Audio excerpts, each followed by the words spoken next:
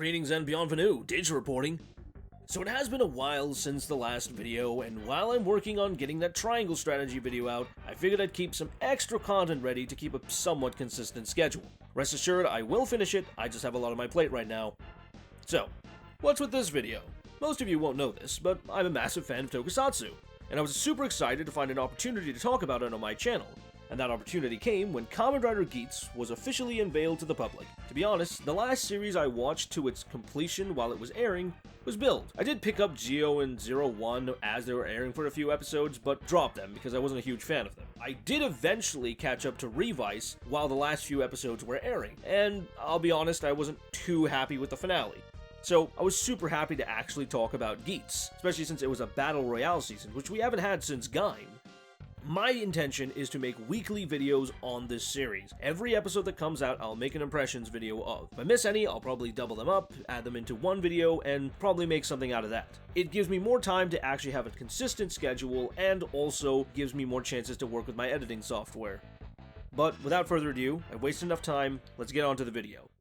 Since we're on the first episode, I want to be able to talk about it in a bit more detail than I would with other episodes that would be airing. So let's start with the premise.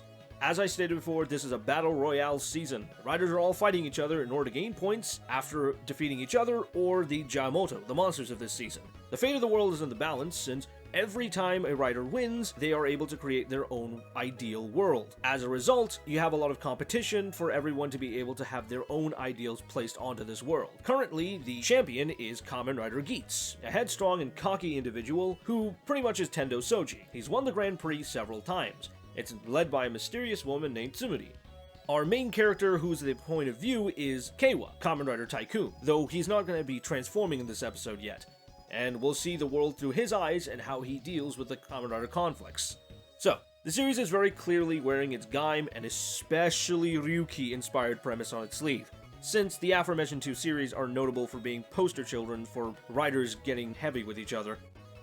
Look, I like the idea of riders fighting with each other to find a prize. It is kind of similar to Ryuki, though in this series, it seems that the games are going to be multiple different rounds or circuits, and then they would only end if a final boss is defeated. So unlike Ryuki, where the game happens throughout the entire series, this is a bit more condensed. It even has a damn separate dimension with the weird Sky Palace thing that they start in. I do like the idea of the world resetting at the end of each circuit, since it seems like the stakes could actually end up being like Gaim, where the conflict will escalate beyond the game just itself. Though since we're in the early stages, it looks like it might just take a bit since they're currently fighting for points and are usually concerned with taking the monsters out right now. I'll say this to start, I like these rider battle seasons way more than standard rider seasons. I admit, this makes me biased. I'm already going to have a much higher opinion of this show off the bat. I personally think that this style of rider show fits so much better for the overall tone that the shows go for, especially nowadays since Toei loves to add so many riders to a show. Personally for me, I think it really works because the characters actually have to be reactionary to the conflict around them. They have to drive the plot instead of just having the threats come to them. It's weird that Rider doesn't do this more often, considering that the metric shit ton of riders would probably be perfect for this. I mean, shows like Revice had so many riders that didn't need to be there, that most of them pretty much faded into the background after their debuts. They just had no staying power because of the fact that there was just too many people being riders. In shows like this, I think it's way better to have this kind of style of rider season, since the riders get to benefit off the higher-ups wanting to have more characters to sell more toys, but then they can also kill them off, so that way the cast doesn't become too bloated. I'll be frank, if I wanted to watch a hero show with a crap ton of characters fighting on the same side together and being all chummy, I'd watch Sentai. It's not like I'm starved for good content there, Dawn Brothers is a bangin' show. I don't think I should be too worried, considering that the writer who did this also did X8, and while that show definitely had a few hiccups, it was a generally pretty good show. And it definitely does seem like he wrote this, since he obviously loves video games and explicitly stated the Grand Prix was inspired by Fortnite's Battle Royale mode, so the DNA is there. I can't say anything about his writing for 01 though. I haven't watched that show to its completion, so I'm just going to assume he's got a good record just from X8 alone. What I really want to know is how these monsters play into the game, and if they're just mooks, or if they actually have something more to them. Especially those final bosses and that admin dude behind the screen. It's kind of funny when you think about it though. Both the current Sentai and Rider seasons airing right now have kind of light video game motifs, which is a bit of a weird coincidence since you don't often see that with Rider and Sentai. But enough about the premise. I want to gush about the characters. The main ones I'll focus on are the ones that actually appeared prominently throughout the episode, so I'm not going to cover the butler or Keiwa's sister. At the moment, it feels like they're just sort of secondary, so I mainly want to focus on the characters who obviously have a bit more significance right now. Our main character is Ace Ukyo, Kamen Rider Geats, a confident, headstrong, but well-meaning rider who fights to maintain his ideal world. He's so far not been beaten yet. He's played by Kan Hideyoshi, whose previous experience mainly involved TVs and drama shows like Doshite Watashi wa Furarete no. Keiwa Sakura is Tycoon. He's our POV character and is an idealistic college student who's a little too charitable for his own good. He actually desires world peace. Yeah, bit of a simpleton like that, and gets roped in due to his sister being caught in the attacks. He's played by Ryuga Sato and seems to only have had experience as a member of a vocal and dance group, Your Story Project. We have Michinaga Azuma, who transforms into Kamen Rider Buffa. Basically, all you need to know, he's the edgy rival character. If you've seen Baron and Knight, he's very similar in personality. He seems to be a bit of a pessimist looking at his interactions with other riders, notably Shiroe. He's played by Mokudai Kazuto, and this seems to be his first major acting role. He's mainly known for his role in a dance vocal group, Geinin wa Jibun ni Aru. Kamen Rider Nago is Neon Kurama, a streamer trying to blend in with the regulars after running from home. She, like Tycoon, hasn't transformed yet, but at the end of the episode, she ends up getting accepted into the game. Her main role right now in the episode was just to be a damsel in distress, so we're hoping to see more of her. She's played by Yuna Hoshino, and this is actually her first TV role. She's actually gotten this role due to her making it big as a YouTuber and a model. Takeshi Gotokuji is Kamen Rider Shiroe, the panda one, and is a firefighter. He rescues Keiwa and Neon, and while seeming heroic, is chastised by Michinaga for only doing it for the rescue points. He's played by Yamato Kinjo, and is quite experienced as a seiyuu and actor, notably playing one of my favorite characters from Kyoryuger, No-san, Kyoryu Blue. I swear he was one of the few things that show did to interest me. Granted, I don't think we'll get to see him more due to, certain developments. And finally, we have Tsumuri, the game's host. She hasn't done much in the first episode, but from what we can tell, she's quite eager and happy about this ridiculously morbid game, but I guess that's kind of the whole point about it, right? Her actress does seem to have a pretty impressive resume, with roles in multiple movies and stage shows, though she's done work in Toku before, making her acting debut as Alice Hiromi in Garo Zero, Dragon's Blood. That was a lot of characters, and those are just the main ones I want to cover. And I'll probably be covering the extra riders that appear in the next episode, but let's get into what I think of the cast. Off the bat, I like that they're giving it their all and their chemistry seems to be really good. I only got to see a little bit of how they acted around with each other in the last 30 minutes of that press conference, but I'm looking forward to seeing more of them. Geats and Tycoon right now look like they have a bit of a Kabuto and Gatak thing going on, with a secondary rider is the actual main protagonist that we see the world from, and Geats is just there to come in and clean house. I am a fan of their personalities, and I look forward to how Tycoon has to confront his idealistic beliefs in a game where everyone is striving to make their own ideal world. I am a bit hopeful, though, that Geats doesn't completely end up being an overpowered character that borders on being a Mary Sue. I like him, his confidence is great, but to be honest, I'm getting a bit of a vibe that he might end up becoming like Kabuto if he starts becoming a bit too overpowered. I have faith in the writers, but I'm just a little bit wary.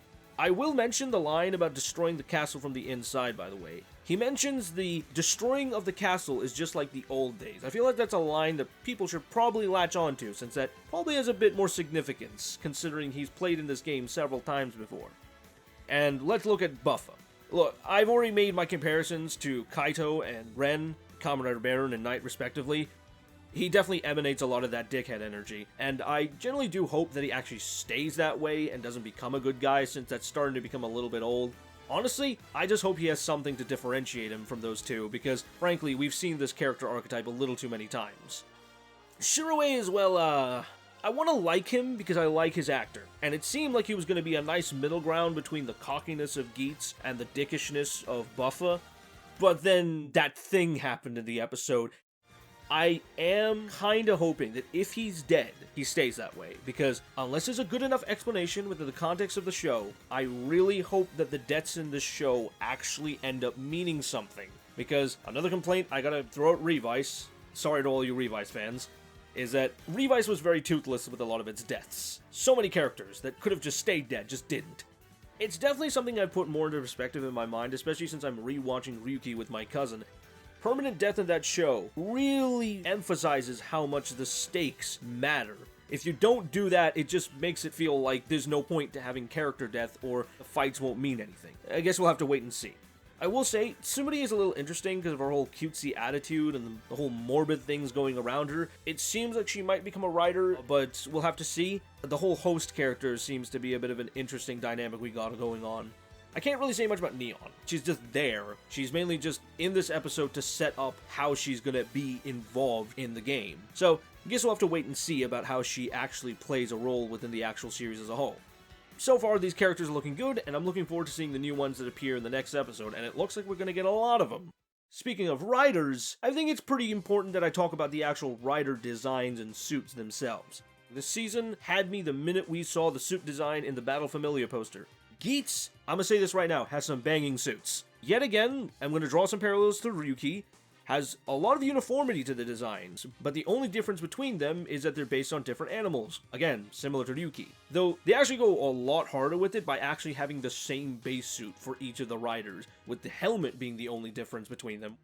I actually kind of like that, since helmets are usually the defining trait of each Kamen Rider, so why not just make it the only difference between them in their basic entry forms? I do like how those ID cores are how they access the entry forms, and that's the only difference between them in their belts, and the actual way that they armor up is with the raise buckles, the gimmick items, that add a bit of armor to their suits on either their chest or their legs. And yes, I know we're getting another half and half design, but frankly, I think it works. I especially like how they also have these kind of lower level armed raise buckles that just give them the weapons and a colored strap. I'm kind of torn on the buckles themselves as a gimmick. I like how they can be used in the whole upper and lower body, but at the very same time, I'm a little disappointed that they aren't electronic. It seems that they're just using the usual rail and pin system that a lot of other rider seasons have done, like build or drive, so it means that in future we probably won't get any extra Geats items that won't just use generic sounds in the belt. And of course that does also mean that because the raise buckles are how we get the aesthetic for each rider's belt, the buckle itself is really bland. But then again, it's kind of to the benefit of the gimmick item, I guess. Geats' colors are pretty cool. I really like the nice red and white 2-for-1 combo that can be interchanged to have Boost Magnum instead of Magnum Boost, which is pretty cool. Though my favorite design so far is Buffa. Whoever thought to mix a bull and a zombie together with a chainsaw sword, props to the team, I love that design. I really want to see what his extra kind of leg buckle will be. Shiraway. His design is pretty mid, I'm gonna be honest. The head's a bit big, and since entry forms only rely on the head to differentiate them, he's kind of got a bad thing going, and it's only made worse by the fact that his only weapon that he's seen with is the sonic arrow. Oh, sorry, the armed arrow, which only just add green straps, so you win some, you lose some. Granted, you're probably still gonna have to deal with all the Fortnite memes because of it. I am looking forward to Tycoon, though, since his design is green, and that's my favorite color, but I kind of figured that that's just me being biased anyway. Now that we've talked about the suits and gimmicks, I want to talk about the finishers and the CGI and all that kind of extra stuff. I'm really hoping that the show doesn't use the giant CGI monsters too much. As cool as it was to see Geats body a whole group of monsters and take out the final boss like it was nothing, I do think that seeing them more than a few times is going to look a bit weird, especially because the model itself isn't bad, it's just really lifeless due to a lack of lighting. I think it's a similar problem that Kiji Brother and Inu Brother have in their shows. I think if it's used a bit sparingly, it'll be fine. I just don't want to see it everywhere because it just makes the fights look so artificial. I do like the CGI when it's used in a lot of those kind of reconstruction scenes at the end of the game, as well as the henshin sequences. Oh boy, the henshin sequences are pretty cool. They're like Mega Man X capsules form around them with the giant words of each raise buckle that come up. I really like it. It's simple, but it's also super snazzy. I'm definitely saying it's a solid henshin, and I'm hoping we get more distinct variations for each of the individual riders, though I think that's obviously a bit unrealistic. Even the finisher itself looks amazing. I mean, it's very similar to Wizard or Ryuki, and again, another comparison with the whole animal companion who gets involved with the kick. And speaking of the kick, I love how the bike becomes a kitsune. I always love that kind of stuff. And since I've mentioned the bike, it's a great looking bike. Love the design, bright red, giant thrusters coming out of it, automatic win for me. I'm so glad that we're getting an actual bike again. Revice felt weird not having a bike. It's the anniversary to the Kamen Rider series, and yet it didn't have an actual bike. Beyond his little lame bicycle he used in his civilian form, and the hover bike he used in his Terra form, there wasn't really any sort of hype around the form, especially since he only really used it a few times anyway. I really like how Boost is heavily linked to the actual identity of the bike. It's cool, it interacts specifically with the suit. I'm glad that we get more bike rider integration. I hope that the lighting improves because I think that this show is a little overlit. Similar problem to Revice. They might fix it later on, but it's already kind of a bad look to me. Those negatives aside, the show has a really solid start. Good characters, good suits, and so far an interesting premise. Honestly, this has got to be one of the strongest starts in Kamen Rider I've ever damn seen. And frankly, the second episode is looking to make a big splash. No pun intended there. Frankly, I'm just looking forward to watching these every week and potentially making videos on them. Until then, see you guys next week. This is Dig, signing off. Hey, if you enjoyed the video, consider subscribing and pressing the bell for notifications. I'm really looking forward to growing this channel and would love some feedback. Hopefully you enjoyed what you've seen.